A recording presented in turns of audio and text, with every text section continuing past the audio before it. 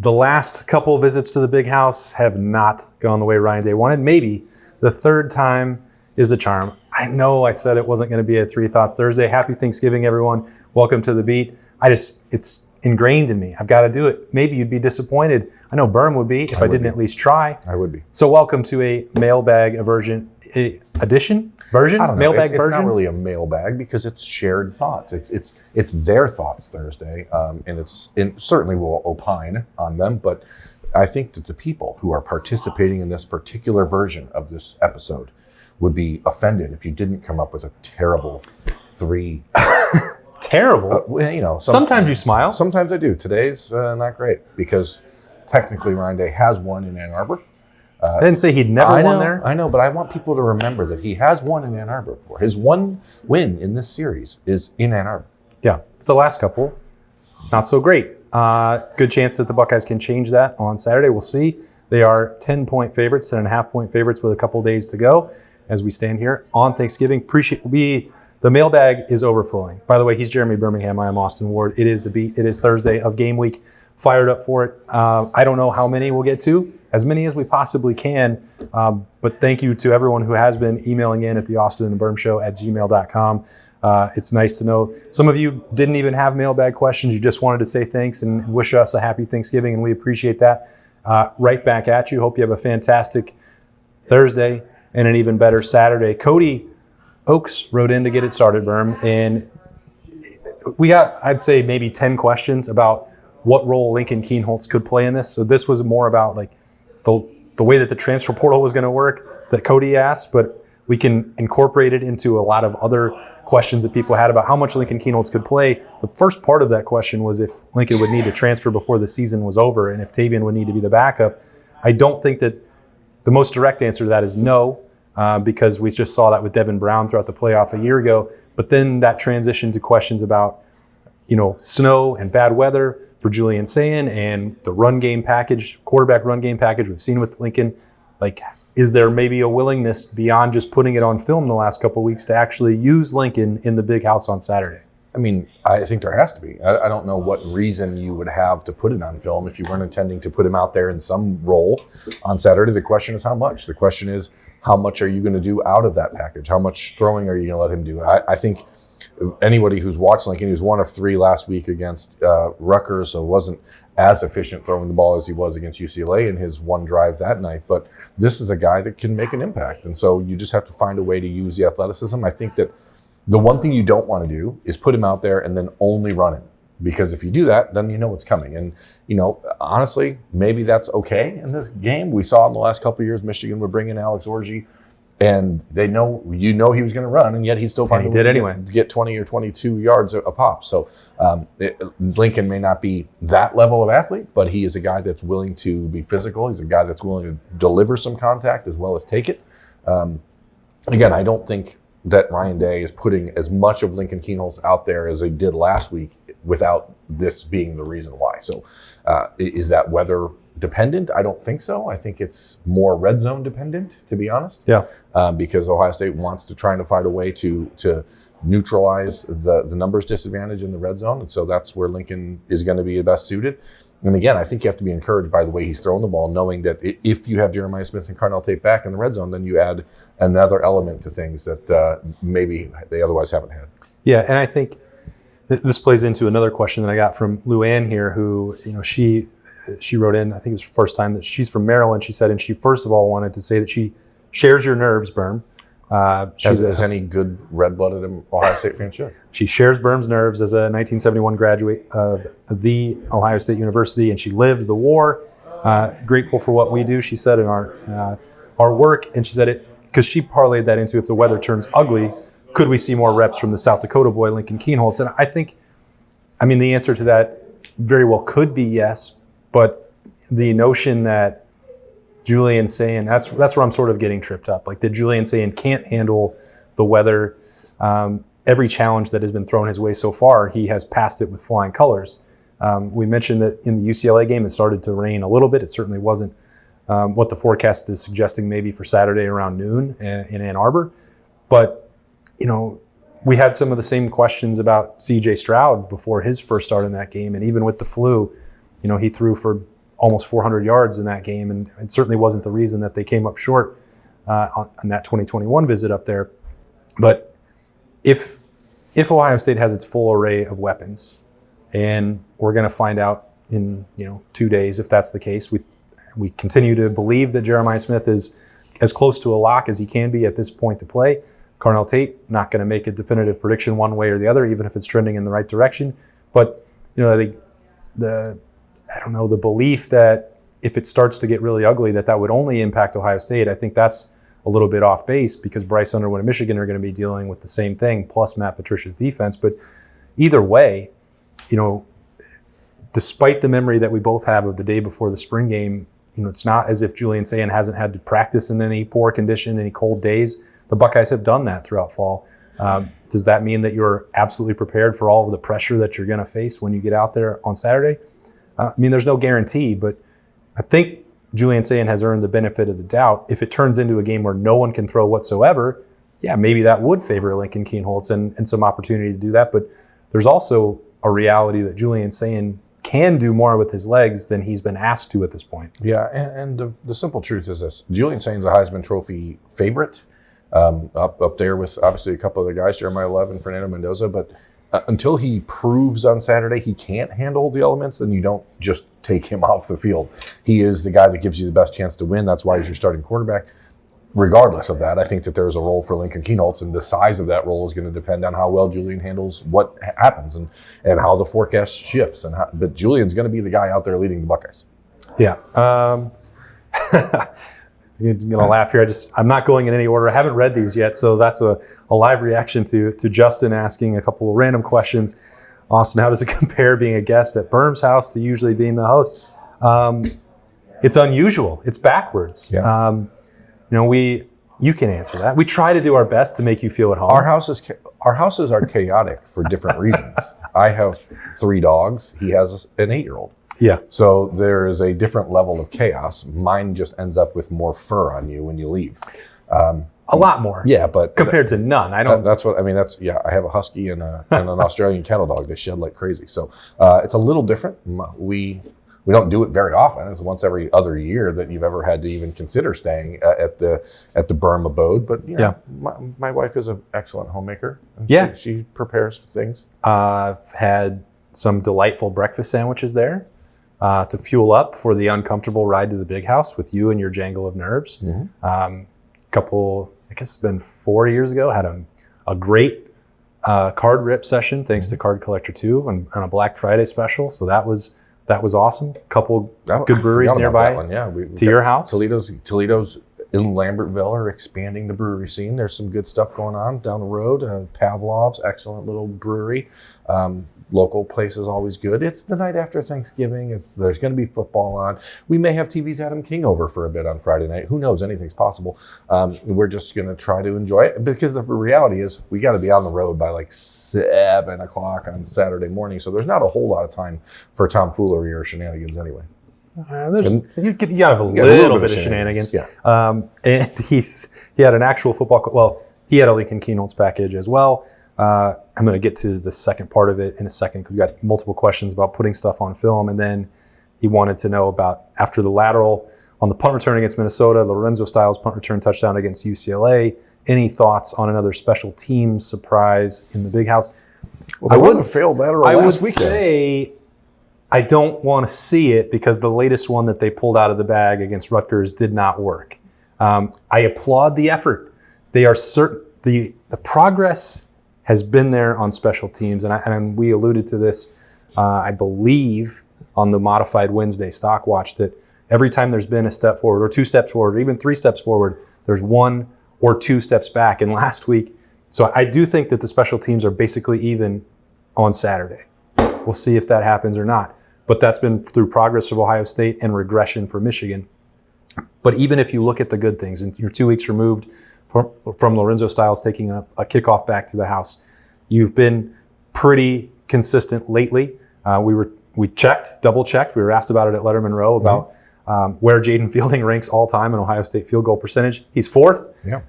Obviously 2 high profile misses in the game that are always going to be in the back of your mind from what happened a year ago. he's not missed since the Wisconsin game, I believe. So, you see this progress, and then you have the botched gimmick kickoff return. Last week, you also, Brandon Ennis lets a punt bounce that cost them, 20, 30 yards of field position. So every time you start to feel like they're really barreling forward and they're about to make it a weapon, they undo it just a little bit. Yeah, but it's little things, because even that botched return against Rutgers was because Brandon Ennis didn't catch the ball. Yeah. He let it bounce and then picked it up and then threw it, which was a choice. So, I think not a good one. No, I mean, there's terms in football, like, if the ball's on the ground, fire or whatever. At that point, what you were planning to do before, poison, fire, call it whatever you want. At that point, I think the original play goes out the window. I don't think you pick it up and then immediately just turn around and throw it when the ball hits the turf. So there's little things that are still being worked on. But again, the impression that Nate Ebner has made on the Ohio State special teams is pretty obvious, I think. And you're seeing that come to fruition. And now, this is one of the greatest special teams players in the history of the NFL, now having a voice and working alongside Rob Keyes and Gunnar Daniel. So you're starting to see some signs of life there. But again, I don't know that you want to have to do that in this type of game. I think it's always been interesting to me watching Ohio State and Michigan play. Michigan always has something up their sleeve, some sort of trick play, some sort of flea flicker, misdirection, reverse double screens, whatever. And Ohio State has traditionally just went out there and said, we're going to play our game and not really get caught up in the gimmicky stuff. I think that's generally good, but at the same time, you have to pull out every stop to win this game. So if you have an opportunity in this game to do something like that, sure, take the shot. But I don't think it should happen in the way it did on Saturday when you have, who was back there with Brandon Ennis in that moment? It was James Peoples. James Peoples, who has not returned a kick all year for Ohio State. So it was just a lot of weirdness, we'll see. I hope you don't need to do it. That's all I'm saying. Unless I'm mistaken, that meant that James Peoples had to recover 2 fumbles on Saturday for Ohio State. So,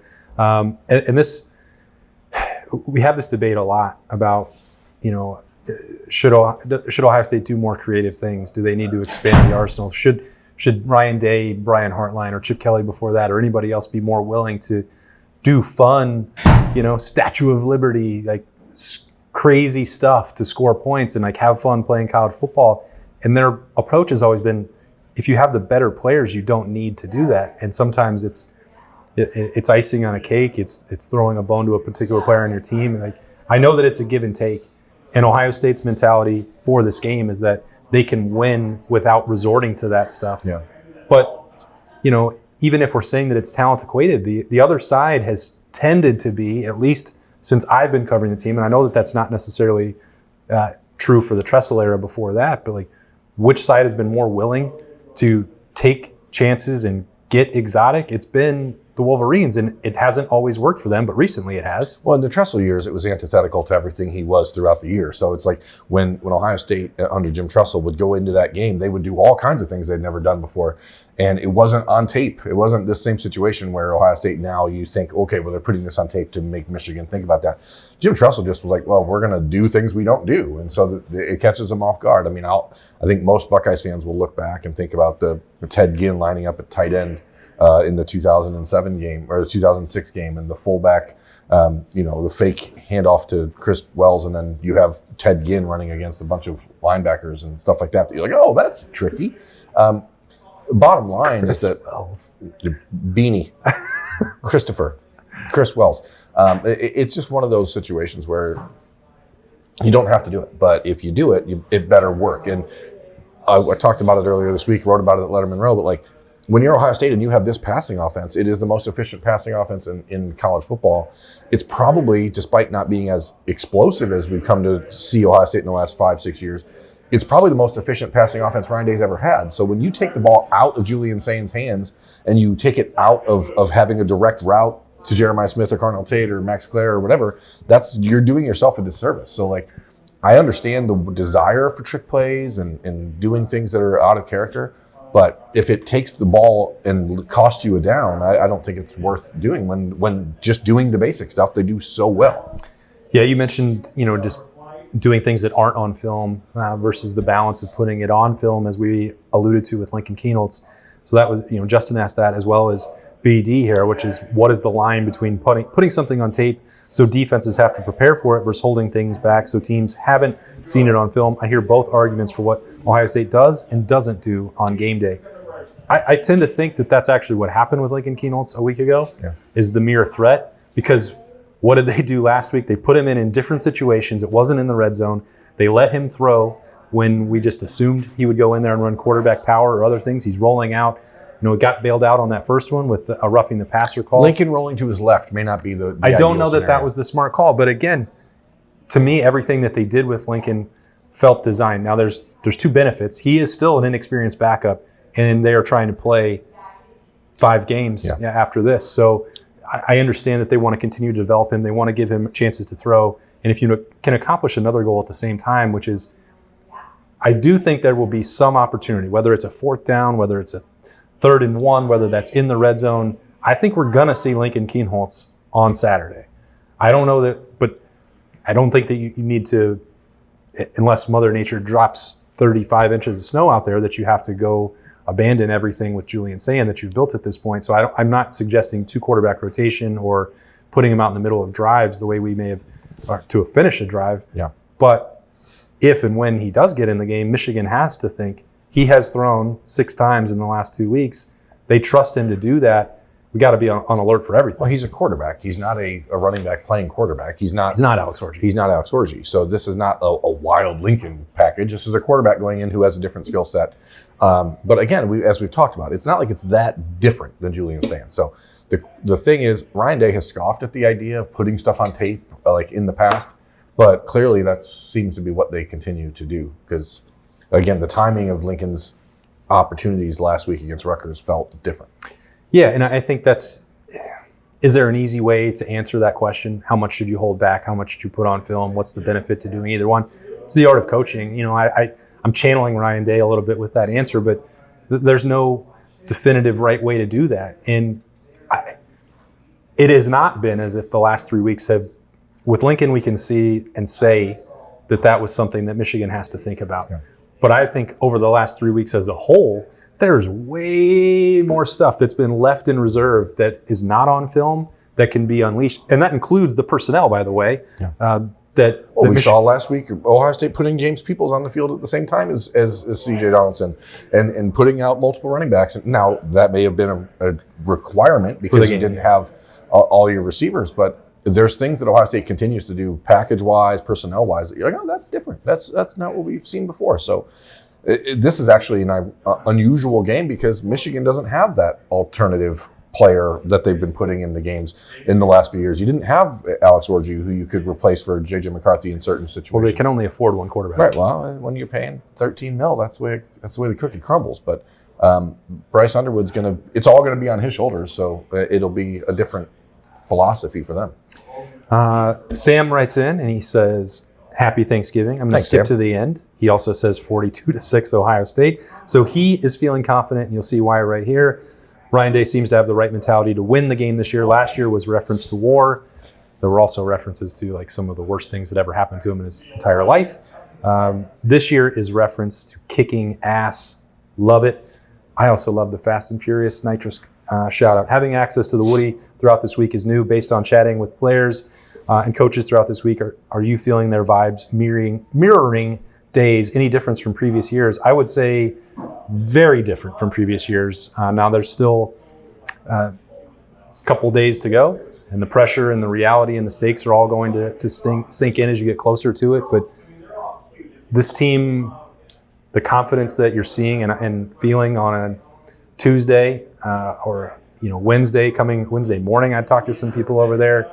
It is very different, far less uptight, which is the word I would use from previous years. Yeah, this year's team is different than last year's team. Yeah, a lot of these guys were on the team last year, but when you think about the fundamental leadership, the core of this team, it is, and this is not meant to be a knock on Jack Sawyer or anybody else who was involved in the last couple of years, but these are like robots. These are like football robots. Arvell Reese, Sonny Styles, Caleb Downs, these are like football robots. They're not coming into this game, I don't think, obsessing about what happens if we lose? What happens if we lose? I was talking with Television's Adam King on Tuesday, and we were reminding each other about the 2023 game up in Ann Arbor and Kyle McCord's pregame message to the team, which was, don't bleep this up. Don't make mistakes. That was the first thing. And I think that there's a mentality that has gone away at Ohio State, which is they're going to go out there, they're going to do their job, they're going to play football. If you make a mistake, you fix it. If you let your teammates down on one play, go get it the next one. Don't let it become a thing that drives you and that works against you. And that's what we've seen a number of times this year with Edric Houston. So like there are people on this team that are still developing that sort of football robot mentality, but the leadership of this group, the players, and I'm not even talking about Ryan Day and the changes inside of the Woody and the things that they're doing differently and letting players and do podcasts and letting us be in the building on Wednesday nights, et cetera. I think it's just about these guys. I think it's Sonny Styles. It is Caleb Downs. It is a cold, emotionless, logical group that says, if this, then that. If this, then that. And this is not the same group as they had a year ago. And I think that ultimately will be the difference on Saturday. That's why I think Ohio State will win this game, because I think that these guys are not going to allow themselves to be goaded into things. There's some that will. There's some that will. And that's on offense, I think. Yeah, it would be surprising if Phillip Daniels was able to avoid a penalty. Now, bold predictions are Friday. He's going to mix it up. I don't think there's any question about that. Jeremiah Smith is not shy about getting involved with that. Now, I think that's generally thrust upon him from others who are trying to prove how tough they are and they want to rattle him and they know they can't beat him straight up. He's going to have to control that. We talk about that all the time, and it's strange that we have to do that a little bit to me, because I know that Jermaine Matthews is going to talk trash. I know that Phillip Daniels is going to play to the second echo of the whistle. I know that IGB is going to get into somebody's head, and out of that group and maybe one or two others, I would fully expect there to be a penalty.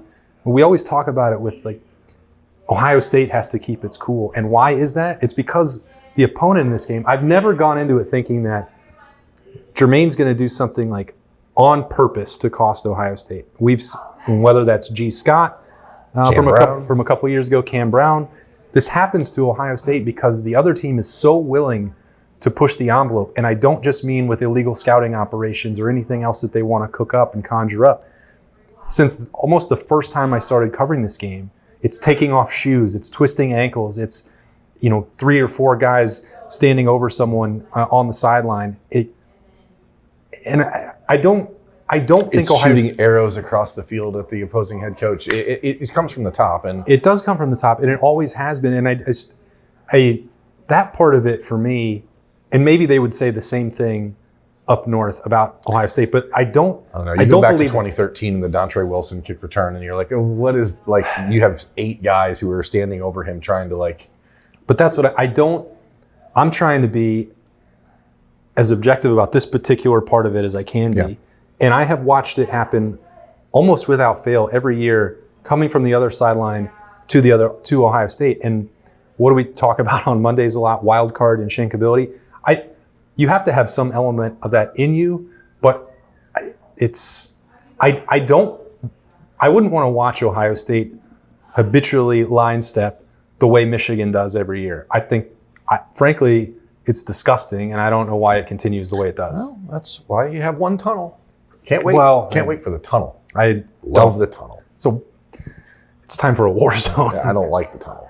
That's the worst. Anyway, I got off on a tangent. I was channeling you. I think what's interesting is a guy like Phillip Daniels, who's a transfer. He's never played against Michigan as an Ohio State Buckeye, but he's from Cincinnati. Like, he does not. You hear Jeremiah Smith. If you listen to the Caleb Downs podcast with Jeremiah Smith this week, Jeremiah talking about when he started to hate Michigan and why he hates them. And so Saturday's Jeremiah's birthday, by the way. So let's see how that plays out for him, and if he gets a little birthday treat for those guys up north. But the fact is, Ohio State will do everything they can to play emotional on Saturday because this game demands that. But again, I don't think that the guys who are in the leadership of the defense specifically are going to allow themselves to keep Michigan on the field by doing dumb things. Now, I'm not saying the offense may not have a guy or two, maybe Brandon Ennis, maybe Phillip Daniels. Luke Montgomery is certainly not a fan of those guys up north. I think that there's a possibility you might catch one on offense. I would be shocked if it happens on defense. Yeah, I think you're probably right. Now, pregame, that's a different story. Yeah. That's all bets are off. Eric writes in listening to as much coverage of the game as possible this week, everyone is still dumbfounded by what took place in the shoe last year. Yeah, yep. I am. Why do Chip Kelly and Brian Hartline seem to get a pass for the abysmal game plan on offense last year? I know the buck stops with Ryan Day, but we've heard about his triumph in moving to the CEO role, but he still takes the bullet for the offensive coordinators while Jim Knowles gets the credit for the defense. I feel like Ryan Day has come in for a pretty large amount of scrutiny on that. Again, because as you said, as the buck stops there, I think we can expand that if we want to Chip Kelly for a year ago. And I think at the time we did, because he was supposed to revolutionize and expand the rushing attack, and that didn't happen. I think there's until after that game. Yeah, the reason I feel like it is more tied a year ago, directly tied to Ryan Day, is that I felt like they were trying to win that game. Like they were content to win 16-13. That it was almost like this year's blueprint of methodical pace of play and doing whatever it takes to win, and then still saving some ammunition for the playoff. Even with all the conversation of too tough and run it between the tackles and run it at their defensive tackles, I don't really think that was the case. And then I think they got, complicated with a curveball to Will Howard, and they didn't have a solution that they trusted. And so was the game plan confusing, befuddling on offense? Absolutely not. We can't go back and revise history in that way. Yeah. But there are things that happened in that game, including like everyone talks about the draw play that was just, if one block is made, it goes down as a touchdown. Again, that's trying to revise history. As I said, I just wouldn't do that. But it was bad. But I don't know that the preparation from the rest of the staff was porous. I think that the overall goal of that game was misguided. Well, there's two things. There's an assumption that Ryan Day took over play calling and game planning that week. I don't know if that's true. I know that there's people who believe that steadfastly. I know there's others who will say that wasn't the case. Yeah. I think the other thing is that if you rewatch last year's game and you think about how different the game plan was after Will Howard was clearly compromised versus how it looked before. You got to remember early in that game, the Buckeyes were throwing it all over the yard. Right. And on the drive that Will Howard got hurt, they were throwing it. They were inside of the 25-yard line, and he got, should have been a targeting call. Obviously, it didn't happen either. So there's just, I think the game plan shifted. And I don't think that the mindset going into the game was, let's get out of here with the 16-13 win. I think the mindset was, let's attack. Then it became, let's get out of here with the 16-13 win, because they did not trust Devin Brown to run the offense. And so they decided to put a Will Howard who, even if he was cleared by medical staff, was not 100%. So he was foggy at the very least. So I think it changed into that. And you started at that point, because of the defense and how it had been playing, you figure all we have to do is make 2 field goals and we win. Yeah. And you miss 2 35-yard field goals and you lose. I don't think the game plan, I really do think it just changed because Will's injury put them in a position where they couldn't trust the backup quarterback, which is, again, going back to the conversation we had on Three Thoughts Thursday 2 weeks ago about Lincoln Keenholz. You never know in this game. There's a lot of dirty crap that happens in this game. Sure, and so you need to have a backup quarterback who's ready to go. And so the Buckeyes, I think, have been intentional about making sure Lincoln has been getting reps so that if he is forced to be out there for one play like Devin Brown was at Michigan State a year ago, or 20 plays like Devin Brown should have been out there against Michigan a year ago, that you have somebody who's a little bit more ready. But again, Ryan Day, I think, will take the bullets and say, it was me, it was my plan. I don't think it was his plan going into the game. I think it just changed. And maybe he took over at middle point of the second quarter, but I don't know. I think some of it is because a good leader says, it's on me. What's the old adage? If you win the game, it's because of your players. If you lose the game, it's because of your coaches, right? Yep. So if Ryan Day is doing the right thing by taking that blame. Yeah, I think especially if you look at it in relation to the defense did exactly what it needed to do in that game. So, Ryan Day's not he could have taken some credit for that if he wants, but he delegated that to the head coach of the defense at the time, quote unquote, with Jim Knowles. Like they did the job. Now,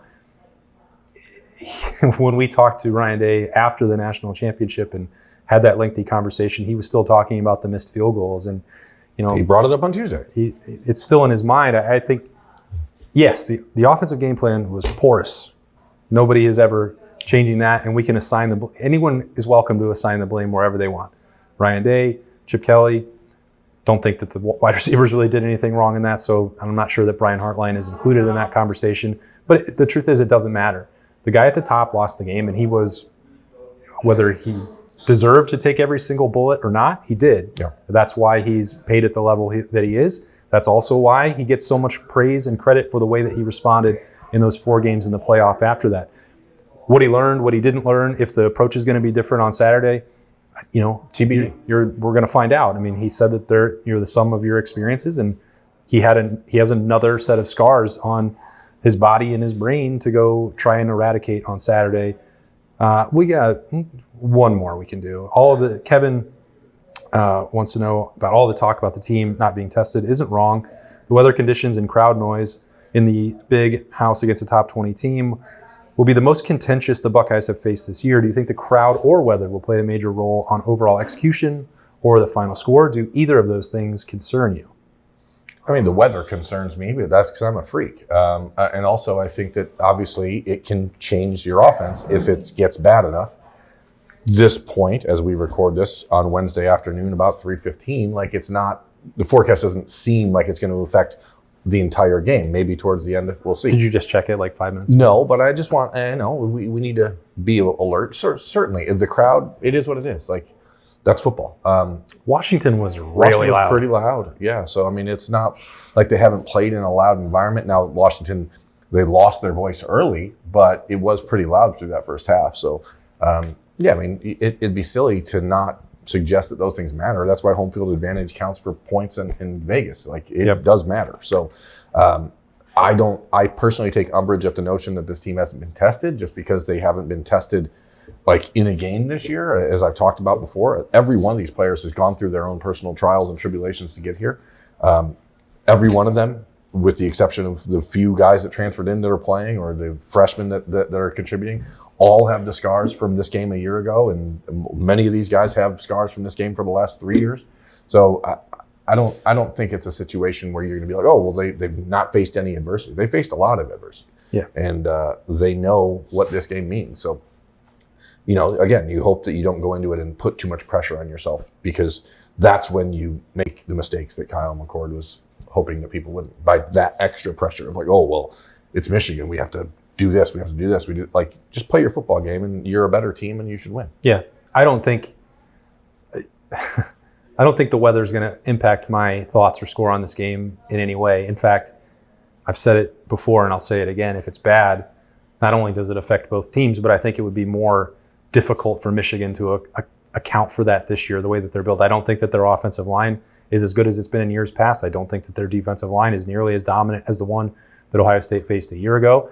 And the thing that really slows down are pass rushers and edge rushers, and that's where they excel. And Bryce Underwood, if he now becomes an even more limited version while dealing with Matt Patricia's defense and the aliens at his disposal, I think that's more problematic for them. Yes, the road environment is difficult. The tunnel is its own challenge, as you mentioned. The noise in the big house, I never feel like it is that deafening. Maybe one time I've been amazed by the atmosphere, but that was when they were finally realizing 4 years ago that the streak was over, and they couldn't believe it, and they were celebrating wildly in the fourth quarter. But during games, and I don't mean this as an insult, and it is not rivalry trash talk. I don't feel like it holds the sound that well. Some of the same criticism that people level at the Horseshoe. I think the big house is worse when it comes to in-game atmosphere. You deal with the tunnel, you deal with the people yelling at you. That's on a different level than Washington. There were no Huskies fans that wanted to spit or throw batteries or dump bodily fluids on the Buckeyes as they walked on the field. That's going to happen on Saturday, and no one is ever prepared for that. Yeah. How can you handle it, though? That's the best Buckeye teams have been able to do that. Yeah, and 21 up there was pretty loud. 23 was not bad once they realized that they were going to win the game. But I've been there in 13, 15, 17, 19. It was like, this is not a big deal. For you guys up in the press box is a little bit further away from the crowd than it is in most places. So I will say that they've done a good job getting sound up there. And I know Sharon Moore is pleading with the Michigan faithful to be as loud as they've ever been this week. And they will certainly come out of the gate that way. Like, this game is for a Big Ten championship berth. It's for a playoff berth for Michigan. It is to spoil Ohio State's season again. There's a lot on the line for them as it is for Ohio State. And so I think one of the advantages here is that both teams have something to play for. And that's been the case the last couple times they've been in Ann Arbor, but there's, you don't have Aiden Hutchinson and Connor Stallions and all the other stuff. I was going to wrap it up, but you mentioned where the press box is. And so, Stephen, I just saw this. Where does Michigan Stadium rank among Big Ten stadiums as most accommodating venues to cover games for the press? It is the absolute... it's the worst. It's the absolute worst. I hate it. It is, from the moment you try and get into Ann Arbor, it's as if they've never heard of traffic patterns. They haven't been hosting games there for 125 years. They don't have any idea what to do. We have paid $90 to park at the high school.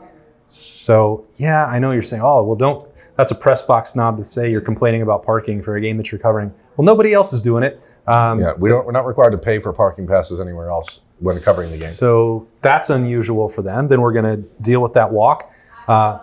Refuse to open the press box early. You must get there they will not let you upstairs or pick up your credential or beautiful vest that you get to wear instead. Until stand out there for an hour until 9 a.m. in the cold. So if you want to beat the traffic because they don't know what they're doing, then you just get the reward of standing outside for an hour with fans in maize and blue all eyeballing you and threatening you, even if you're just there to cover the game, and to try and report on what you see. It's hard to, from my perspective, it's hard to get warm pregame and deal with the cold because we have to stand outside for 45 minutes to get into the building ahead of time, which again, whatever, boo-hoo us, but it's not a complaint about our job. It's this specific place does not seem to really care that much about accommodating anybody who's in there, let alone the media who are there to promote this beautiful sport we get to cover. That was only pregame. That's only the 3 hours leading up to it. So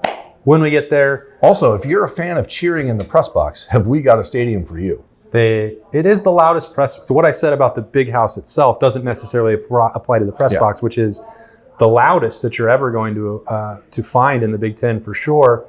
When it comes to pregame keys and any sort of conversation before the game, I can't do that. They don't allow press box people. I guess that's what we are to be on the field. Down to the field. So there won't be that on Saturday. There will be pregame keys, but we'll do it out. But it won't be any from the field. Maybe we can just do it in the car on the ride up. Now, I guess they may be justified in keeping we're not going to do that, some of those people off the sideline because one of them once attacked JT Barrett, and they still have never found the assailant. That's crazy. Then you have the tunnel. Then you have dealing with that madness after the game, which you have to go into the tunnel to try and get to the tiny closet where they have visiting media, try and do press conferences. So you're in the midst of some dicey situations. 2 years ago, I couldn't make it to postgame because the crowd was on the field and the police officers there blocked the entrance to the tunnel so that the media who was on the field couldn't get off the field. So instead of getting off the field and protecting myself and my tens of thousands of dollars worth of camera equipment, I had to stand on a field with 105,000 people who were basically ripping and clawing at everything they could find in order to find a way to take something home with them. So that also wasn't good. And those cops were kind of jerks because they wouldn't let people go through, but that's irrelevant. It's fine. It's not fine. Bottom line, we don't like this trip, okay? And even though it's close. It is still a blessing to cover the greatest rivalry on in sports. Thanksgiving weekend, and especially. So we are so grateful. And we're thankful for all of you for watching, listening, supporting this show and every other one that we've been able to do. Thanks to the fine folks at 97.1 The Fan, 10 TV. We hope you have a wonderful Thanksgiving. We still have one more show to go for you this week. It will be Freaky Friday. It will be... Are they going to be bold, or are they just going to be predictions? I don't know. It's going to probably be bold, if I had to guess. Okay. Well, we'll cook them up. And we hope you have a wonderful day with your friends, family, loved ones. Celebrate any way that you can and see fit. One more version of the beat, and then it is time for the game. Thanks for joining us. Happy Thanksgiving. He's Birm. I'm Austin. We'll talk to you tomorrow.